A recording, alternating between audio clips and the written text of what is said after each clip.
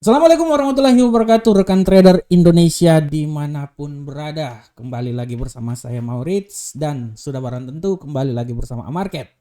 Rekan trader semuanya, pada kesempatan kali ini seperti biasa Amarket memberikan edukasi buat rekan trader semuanya dengan maksud dan tujuan agar apa yang kami berikan ini bermanfaat untuk rekan trader semuanya. Karena kita tahu bahwa literasi itu sangat dibutuhkan oleh semua orang. Dan sebelum masuk dalam dunia trading, yang harus kita lakukan adalah kita memahami dan mengetahui apa itu trading. Dan untuk memahami dan mengetahui apa itu trading atau bagaimana trading dengan baik dan benar dalam dunia forex, yang harus kita pelajari adalah kita belajar, dan terus belajar. Oke rekan trader, pada edukasi kali ini saya akan membahas lanjut lagi tentang indikator. Kalau di pertemuan sebelumnya kita berbicara tentang indikator osilator stokastik, pada kesempatan kali ini kita akan membahas sedikit tentang parabolik SAR. Apa itu parabolik SAR, rekan trader semuanya? Akan saya coba bawakan pada kesempatan kali ini. Kami berharap semoga apa yang kami berikan ini bermanfaat untuk rekan trader semuanya, terutama buat trader pemula. Oke, kita lanjut. Rekan trader semuanya, untuk edisi kali ini saya sudah bilang bahwa kita akan belajar tentang parabolic star dan judulnya adalah konsep dasar dari parabolic star. Nah, kita akan berbicara tentang konsep dasar parabolic star. Berbicara tentang konsep dasar parabolic star, apa itu parabolic star kan trader? Parabolic star ini merupakan indikator yang dibuat dari titik-titik atau dot harga yang ada di bagian atas atau yang ada di bagian bawah. Nanti saya akan tunjukkan di platform ya rekan trader ya. Jadi kalau berbicara tentang ini, kita bisa lihat bahwa indikator teknikal ini, parabolic star ini diciptakan oleh J. Wells Wilder. Salah satu penemu indikator namanya J. Wells Wilder, dan titik SAR-nya akan muncul di bawah harga atau di atas harga. Dalam hal ini gini, ketika titiknya itu dot-dotnya itu mengalami kenaikan, ya, dia akan muncul di bawah. Begitupun juga sebaliknya, ketika mengalami penurunan, dia akan muncul di atas candle. Nah, oleh karena itu kita bisa lihat bahwa parabolic star ini digunakan untuk melihat saat berakhirnya suatu tren dan mengetahui kapan suatu aset itu akan berbalik arah. Namanya juga SAR. Jadi kita lihat indikator ini biasanya digunakan saat pasar dalam keadaan tren. Sekali lagi saya mau bilang buat rekan trader semuanya bahwa parabolic SAR digunakan untuk melihat saat berakhirnya suatu tren dan mengetahui kapan suatu harga aset ini berbalik arah. Oleh karena itu namanya SAR. Artinya stop and reverse. Stop dan reverse. Dalam hal dia stop, ya, berakhir suatu tren dan mengetahui kapan suatu harga itu akan berbalik arah atau reverse, ya. Namanya juga SAR kan trader, stop and reverse. Nah, berhenti berbalik arah. Jadi itu pada prinsipnya yang namanya indikator parabolic star, parabolic SAR, ya. Nah, bagaimanakah cara pengaturan dari parabolic SAR? Untuk cara pengaturan dari parabolic SAR seperti di sini rekan trader ya, atau kita coba langsung masuk aja di platform rekan trader.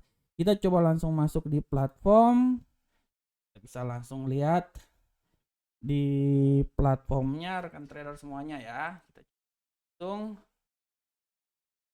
rekan trader, wah, lihat dulu di platformnya.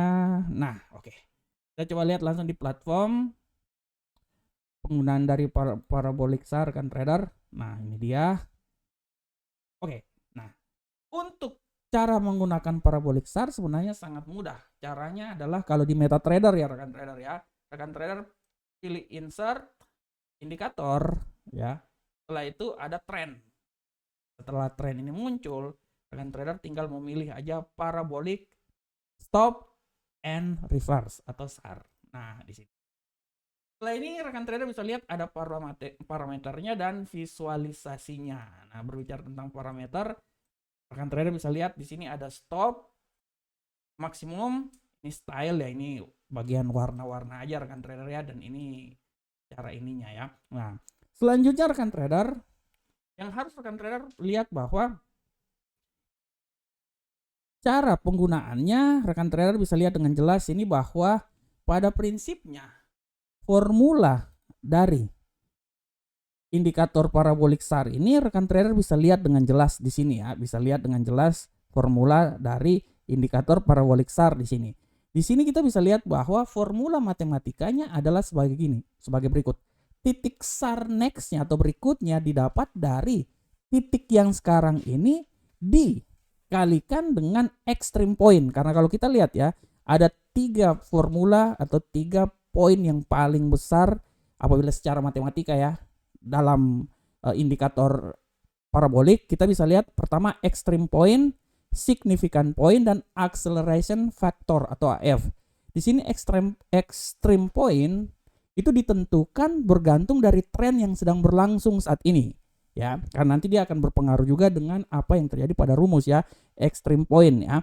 Nah, harga tertinggi pada suatu periode akan digunakan sebagai extreme point, jadi harga tertinggi, sedangkan saat downtrend harga terendah yang akan digunakan ya. Jadi kita bisa lihat extreme point itu tergantung apakah dia harga tertinggi yang digunakan atau harga yang terendah. Harga tertinggi sebagai acuan untuk sebagai patokan untuk downtrend dan harga terendah di bawah sebagai acuan untuk uptrend. Sedangkan significant point di sini, rekan trader bisa lihat, significant point adalah harga tertinggi atau terendah pasar dalam satu periode.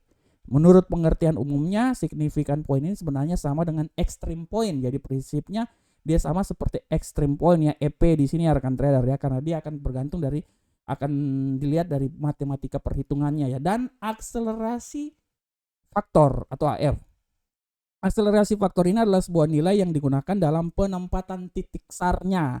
Nah, titik SAR-nya ini yang telah saya bisa bilang di sini 0,2 nih, 0,02 tersebut meningkat ya. Jadi kalau rekan trader lihat nih titik SAR-nya seperti kayak gini rekan trader. Nah, rekan trader ya, 0,02 dan 0,02 dan maksimum seperti yang di titik maksimum yang disarankan oleh Giles Welder itu adalah 0,22 di titik maksimum sini ya. Tapi stepnya ini, dia ini akan mempengaruhi arah dari pergerakan sinyal yang dilakukan. Semakin sinyalnya ini semakin besar, stepnya ini dinaikin, akan memperoleh sinyal yang lebih duluan. Sini saya kasih contoh. Misalnya kita menggunakan stepnya 0,02. Kita lihat ya. Nah, ini dia ya. 0,02. Bagaimana kalau kita masukin lagi dengan indikator ini tapi menggunakan sinyal dengan 0,03 stepnya. Lihat di sini moving average-nya, paraboliknya kita kasih tapi 0,03 di sini ya rekan trader ya. 0,03 tapi kita gantiin warna. Coba kita pakai warna biru. Ini aja kali ya. Nah, rekan trader lihat. Dari sini kita bisa lihat rekan trader, semakin warnanya ini ya, semakin besar nilai maksimumnya, stepnya ini 0,03 ya, dia akan memberikan sinyal yang lebih duluan ya. Nah ini semakin ya rekan trader lihat ya, rekan trader nih contohnya seperti ini. Contohnya seperti ini ya rekan trader ya, sahabat. Nah,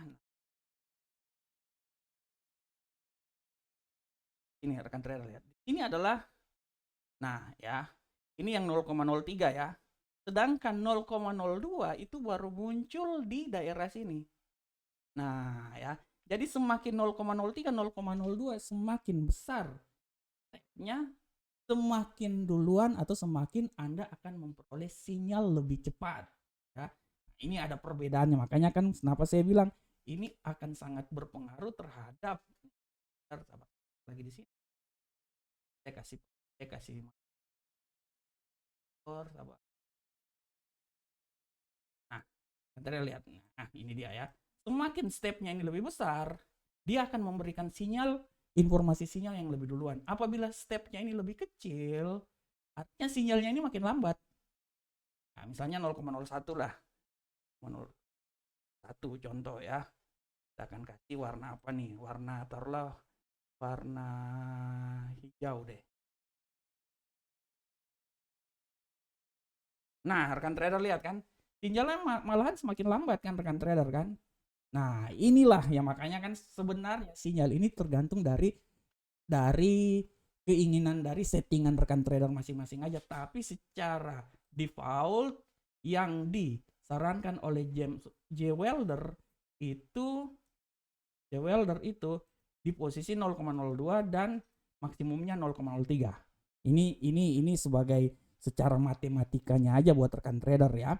Nah, oleh karena itu sekali lagi dari sini kita bisa dapat rumus perhitungannya adalah SAR titik berikutnya didapat dari titik yang sekarang dikalikan dengan extreme point dalam kurung extreme dari AF ya, accelerator factor dikalikan dari extreme point dikurangi dari nilai yang sekarang. Jadi ini secara matematikanya seperti kayak gitu rekan trader ya. Nah, selanjutnya rekan trader, kita lanjut. Bagaimanakah prinsip kerja dari parabolik SAR? Prinsip kerja dari parabolik SAR, rekan trader pada intinya prinsip kerja dari parabolik SAR ini, sabar rekan trader.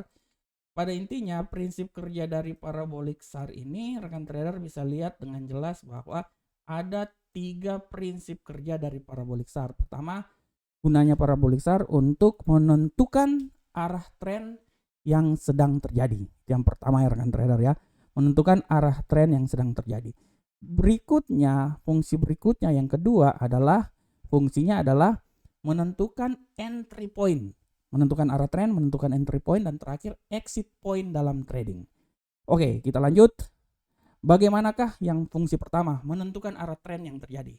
Nah, untuk menentukan arah tren sebenarnya rekan trader bisa lihat aja parabolik di bawah candlestick artinya arah trennya uptrend. Parabolik di atas candlestick artinya downtrend ya, secara garis besar dia bisa menentukan arah tren yang terjadi. Itu fungsi yang pertama. Fungsi yang berikutnya ya adalah penentuan entry point.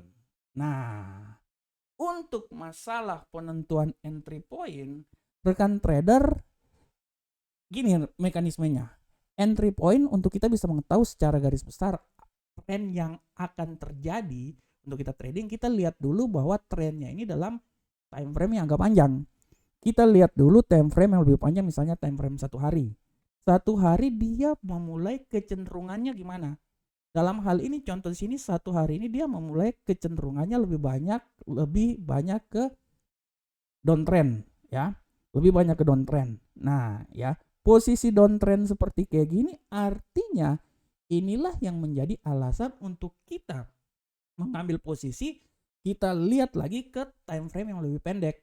Time frame misalnya time frame H1 ya, hour. Nah, di time frame H1 itu kita ambil poin itu, entry point itu di saat kita melihat bahwa parabolik yang berada pada time frame H1 dia kembali lagi dalam posisi downtrend ya. Jadi intinya gini, harus ada akselerasi atau harus ada kesamaan sinkronisasi antara time frame yang panjang uptrend, time frame yang pendek uptrend, atau time frame yang panjangnya downtrend dan time frame yang pendeknya downtrend. Jadi untuk entry point-nya menggunakan parabolik adalah apabila time frame panjangnya Anda melihat bahwa misalnya secara hariannya downtrend, ya di saat Anda mengambil posisi Anda di time frame yang pendek, usahakan ambil posisi itu di saat downtrend lagi. Jadi jangan di saat time frame panjangnya secara keseluruhannya uptrend tapi Anda mengambilnya downtrend. Nah, itu kan tidak sinkron. Jadi intinya cuman seperti kayak gitu. Anda harus membuat sinkronisasi antara time frame panjang dengan time frame yang pendek. Di saat time frame panjangnya downtrend, ya Anda harus ambil posisi di saat open posisinya itu di saat time frame pendeknya itu juga lagi downtrend. Jadi harus ada kesamaan. Nah, itu untuk fungsi penentuan entry point. Untuk fungsi penentuan berikutnya adalah exit point dalam trading. Nah, masalah exit point dalam trading ini kita bisa lihat bahwa misalnya contoh di sini ya rekan trader ya.